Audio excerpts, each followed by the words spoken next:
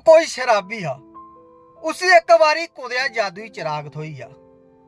उन्हें क्या किया, उस चिराग ही रगड़िया।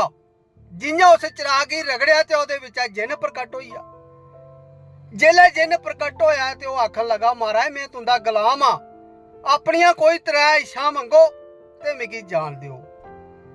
शराबी आखन लगा, महाराज तुस इयां करो, मिगी कोई एक ऐसी शराबे दी बोतल दिओ जेड़ी कदे मुक्कै नहीं। जिन ने 2 मिनट इयां हत्थ घुमाया ते एक शराबे दी बोतल शराबी फड़काउड़ी। शराबी ने चेक करने लगा पीन जियां बोतल खत्म होया मुड़िया भरोचिया। शराबी खुश। इन्ने जिन बोलिया, महाराज अपनियां जेहड़ियां 2 इच्छां ओह भी फटाफट मंगो ते मिगी जान दिओ, मिगी आजाद करो। शराबी आखन लगा, भाईया तू बोतल ते बड़ी शैल दित्ती मिगी, इयां कर एह लेइयां 2 बोतलां और दौड़।